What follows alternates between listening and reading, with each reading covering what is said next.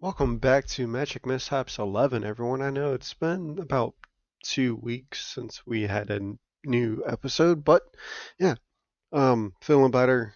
Yeah.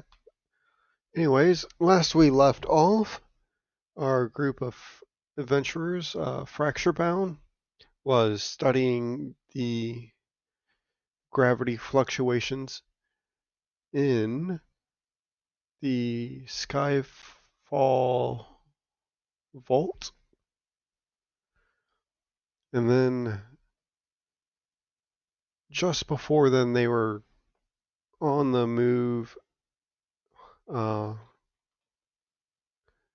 getting away from Shardfall Ravine, coming across some unwanted guests, but in the mean on the way. But yeah, so let's get into it. Sora counts under her breath. 3, 2, now. The tone drops. The world lets go. Gravity inverts like a flipped coin. The Shatter Promenade lurches upward, becoming a temporary bridge of floating stone and frozen momentum. Kale sprints first, boots striking what used to be empty air. His weight anchors the path just long enough. Aaron follows, spores blooming instinctively, tiny corrections of lift and drag, life insisting on balance where physics has quit. Sora goes last.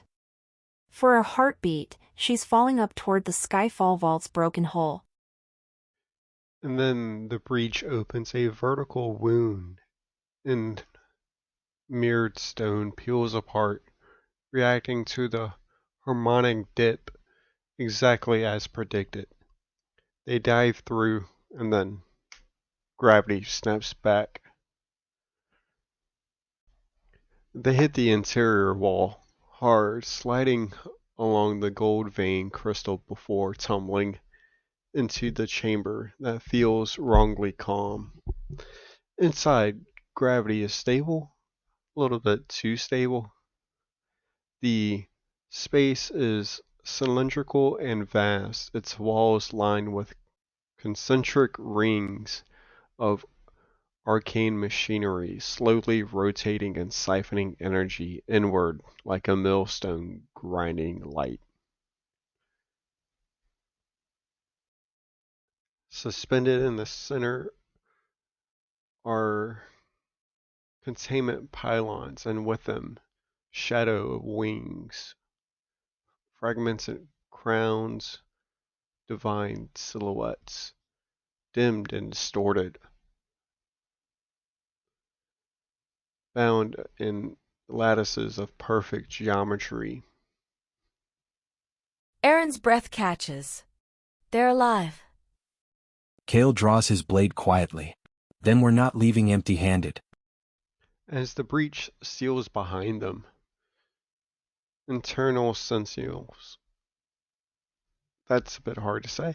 Internal sentinels begin slowly reorientating. The harmonic tone resumes, but muted, as if it was listening inward. The containment pylons pulse in a sequence, feeding power deeper into the vault. Sora notices sigils crawling across the far wall. A control dais. Aaron senses roots, conceptual ones, leading downward, toward something far below the chamber. No whispers. No second-guessing. Kale moves first, positioning himself between the party and the nearest sentinel path. And Kale spots it last. A shadow in the reflection that does not match their movements. Someone else is already here. Aaron follows, staff low, spores dim to near invisibility. Sora steps onto the control dais. The moment her fingers hover over the sigils, The vault responds, not angrily, precisely. The dial is not a spell interference. It's a logic engine. The layers of command glow stacked atop divine law, and pre-god architecture. Sora doesn't cast. She interprets. Runes bloom beneath her hands, rearranging into cascading decision trees. She finds it quickly. Essence flow, refinement, distribution, creator. And beneath that, failsafe, internal defense protocol.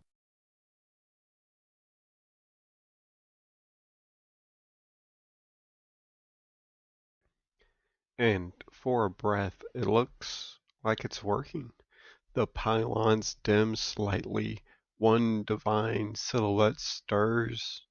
Aaron gasps. Sora, something changed. Then the harmonic tone jumps an octave. The ringing in the chamber locks. The sigils glow white hot. A voice echoes through the vault. Not Axum, but something built for him. Unauthorized intervention detected. Priority shift. Containment over continuity. And then the chamber reconfigures. Gravity spikes briefly, pinning everyone in place. The containment pylons flare, tightening their lattices. Hidden seams in the wall open up, and from them emerge vault wardens, taller than the sentinels outside, faceless, bearing sigils identical to the ones carved into the control dais. And a shadow in the reflection steps towards them. A mortal figure, robed, scarred up from head to toe, eyes glowing with borrowed geometry, and then a slow clap. Impressive. You made it further than others. And they tilt their head at Sora, but you touched the wrong command. Kale raises his sword. Who are you? The figure smiles, not kindly. Someone who speaks to the Creator and is still allowed to answer. So, the situation at hand. 2 vault wardens activating. The defense protocols are escalating. Divine pylons are under strain, and an unknown antagonist is present. The vault is no longer pretending you don't exist. Kale doesn't swing. Not yet. He lowers his sword just enough to show restraint, eyes locked on the robed figure as the vault wardens finish powering up behind them. Massive constructs humming with contained inevitability. If you're allowed to answer, start talking. The figure chuckles softly, hands clasped behind their back as if they were at a lecture hall and not a divine slaughterhouse. Always the same with the heroes. Break in, disrupt centuries of careful work, and then ask why. He gestures casually towards the containment pylons. You see prisons. I see triage. Sora steps closer to the dais, eyes never leaving the agent. You're draining gods. That's not triage. His smile thins. The web has already been broken. Mistress vanished, the weaves collapsed into recursion and noise. He taps the side of his head. Think now. Magic was going to tear the world apart within a generation. Aaron feels the land recoil at the lie. So you caged them. So we reallocated them. And as he says that, the words land wrong.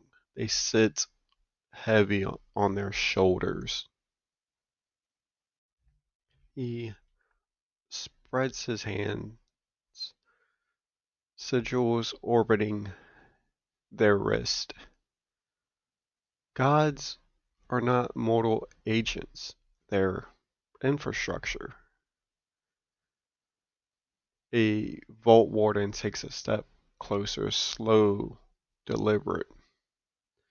Mistra's absence has created a vacuum, and Axum filled it. Silra's breath catches. You're replacing the weave with him. He nods, almost proudly. Order instead of entropy. Predictability instead of catastrophe. He looks at Kale. You destroyed the first anchor. Millions will suffer because of that instability. He takes a brief pause, letting that set in. Do you even know who you freed? He asked, looking at all of them with his hands gesturing towards them. Aaron's spores flare faintly. Airdry Finya. His eyes narrow, just a fraction. Ah, so the wind remembers. The man steps towards the closest pylon. Inside, a divine silhouette thrashes weakly as he taps on the glass. This one will not survive another cycle, but their essence will stabilize 3 regions. He turns his back to the party and says, walk away and let the system finish.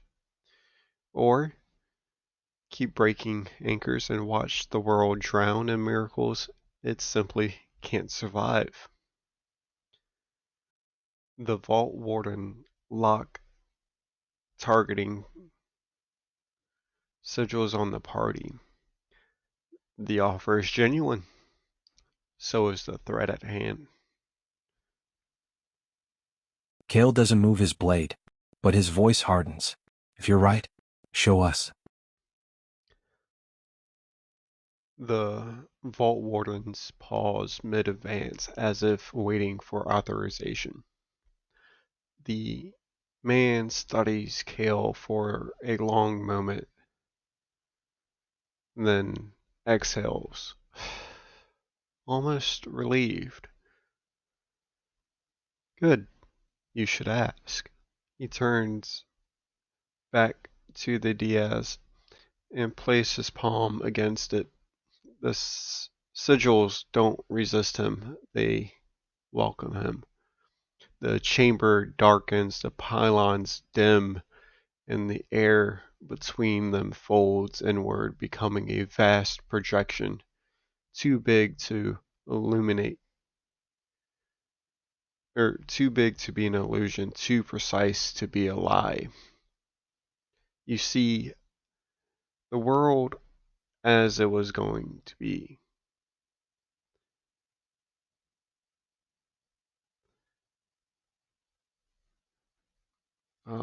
Vision 1. No anchors, no control. Ley lines rupture uncontrollably. Cities drowned in spontaneous miracle, stone turning into fire, rain reversing into the sky. Sorcerers detonate by accident. Clerics lose their gods mid-prayer. Entire regions brink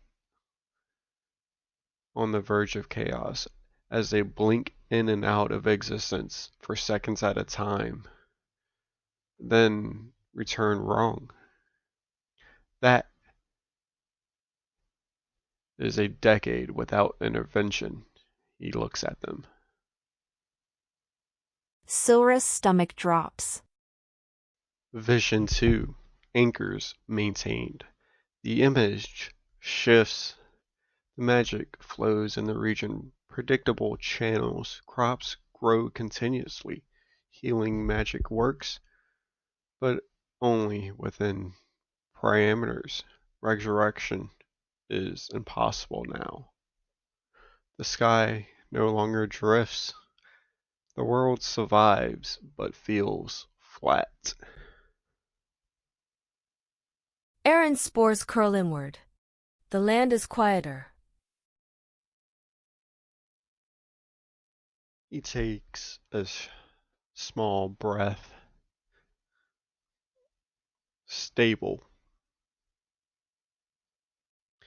And the third vision, Axum's endgame. The final vision becomes unbinded. Even the man stiffens.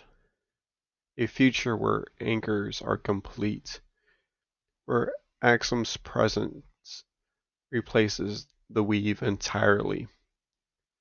No wild magic, no divine whims, no miracles without authorizations. Gods exist only as libraries of power, never as voices. Mortals live safely forever. That is the cost.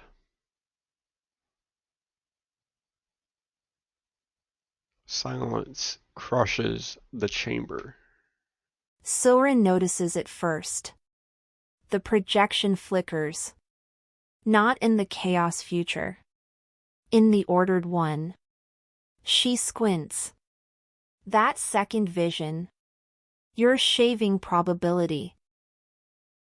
The ancient's jaw tightens. Sora, you're showing us the best case. Aaron steps forward, voice trembling. Not with fear, but anger. Life isn't stable. It adapts. She gestures to the pylons. You're not preventing collapse.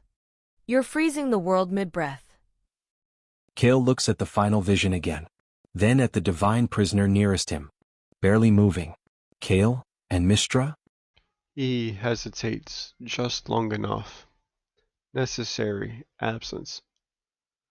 That's the answer, not the truth. As a deep resonance rolls through the vault, one of the pylons, older than the rest, cracks. Light leaks out, a voice not loud, not angry, cuts clean throughout the chamber.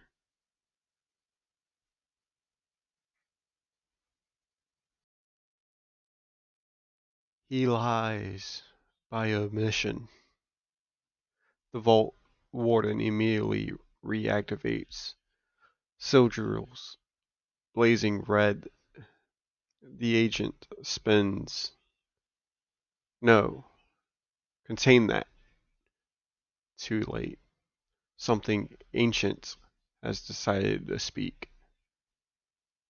Alrighty, that is it for this episode. Hope you guys enjoyed. Hope it was worth the 2-week break for this episode. And let me know what you think of the story below. And as always, don't let things weigh you down.